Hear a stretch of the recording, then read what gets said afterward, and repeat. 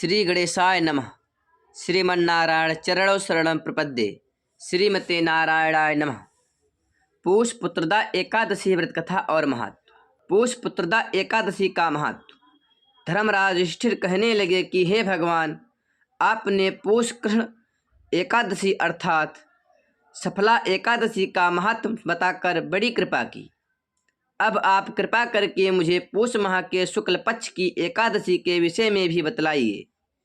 इस एकादशी का क्या नाम है तथा इसके व्रत का क्या विधान है, इसकी विधि क्या है, इसका व्रत करने से किस फल की प्राप्ति होती है और उसमें कौन से देवता का पूजन किया जाता है, कृपया यह सब विधान पूर्वक कहिए।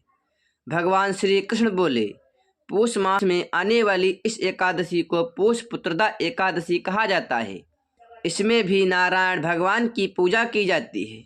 विधि पूर्वक इस व्रत को करना चाहिए। इस चर और अचर संसार में पुत्रदा एकादशी के व्रत के समान दूसरा कोई व्रत नहीं है। इसके पुण्य से मनुष्य तपस्वी, विद्वान और लक्ष्मीवान होता है। इसकी मैं एक कथा कहता हूँ, सो तुम ध्यान पूर्वक सुनो। पूष पुत्रदा एकादशी व्रत कथा।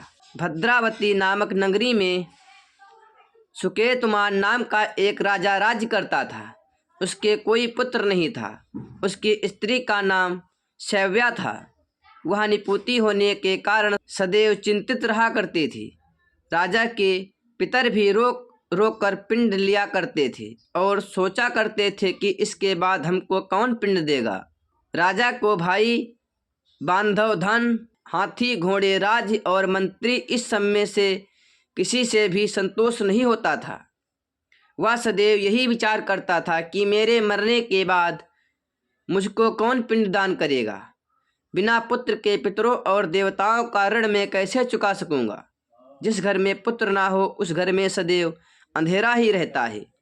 इसलिए पुत्र उत्पत्ति के लिए प्रयत्न करना चाहिए।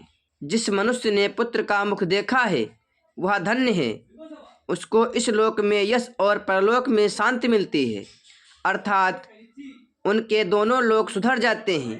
पूर्व जन्म के कर्म से ही इस जन्म में पुत्र, धन आदि प्राप्त होते हैं। राजा इसी प्रकार रात दिन चिंता में लगा रहता था। एक समय तो राजा ने अपने शरीर को त्याग देने का निश्चय किया, परंतु आत्मघात को महान पाप समझकर उसने ऐसा नहीं किया। एक दिन राजा ऐसा ही विचार करता हुआ अपने घोड़े पर चढ़कर वन को चल दिया तथा पक्षियों और वृक्षों को देखने लगा। उसने देखा कि वन में मृग, व्याघ्र, सुगर, सिंह, बंदर, सर्प आदि सब भ्रमण कर रहे हैं। हाथी अपने बच्चों और हथनियों के बीच घूम रहा है।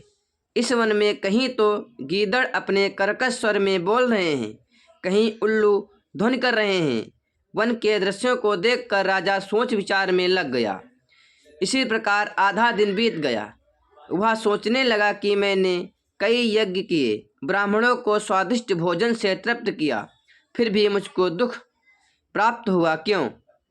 राजा प्यास के मारे अत्यंत दुखी हो गया और पानी की तलाश में इधर उधर फिरने लगा। थोड़ी दूर पर राजा ने एक सरोवर देखा। उस सरोवर में कमल खिले थे तथा सारस, हंस, मगरमच्छ आदि विहार कर रहे थे। उस सरोवर के चारों तरफ मुनियों के आश्रम बने हुए थे।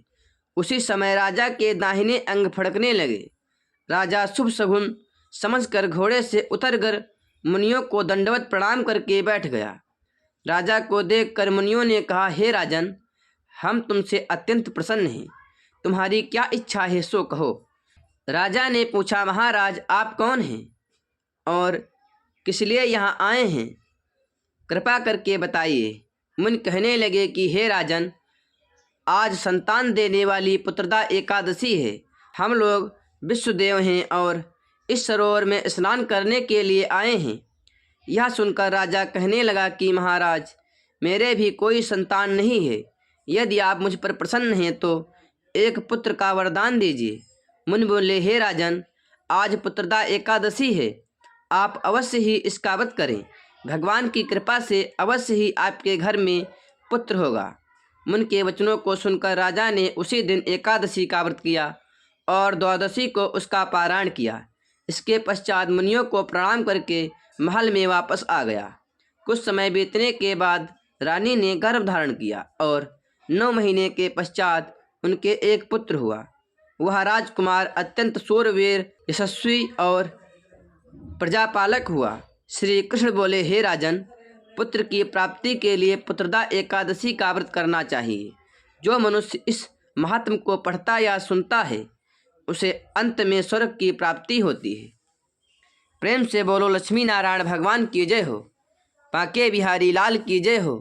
आप सभी को यह कथा कैसी लगी कमेंट के माध्यम से हमें ज़रूर बताएं और यदि हमारे चैनल पर नए हैं तो इस चैनल को सब्सक्राइब कर वीडियो को लाइक करना ना भूलें और वीडियो को ज़्यादा से ज़्यादा शेयर करें, जिससे इस प्रकार की कथाएं और जानकारी और भी लोगों तक पहुंचती रहे। इस चैनल में सभी हिंदू धर्म से जुड़ी पौराणिक कथा, व्रत त्यौहार की जानकारी एवं कथाएं प्रदान कराई जाती हैं। प्रेम से बोलो लक्ष्मी नारायण भगवान की जय हो, मुरली मनोहर श्याम की जय हो, श्री हरि विष्णु भगवान की जय हो। आप सभी भक्तों को हमारी ओर से पौष पुत्रदा एकादशी की हार्दिक शुभकामनाएं। आपका दिन मंगलमय हो और आप पर भगवान विष्णु, माता लक्ष्मी की सदैव कृपा बनी रहे। जय श्री हरि।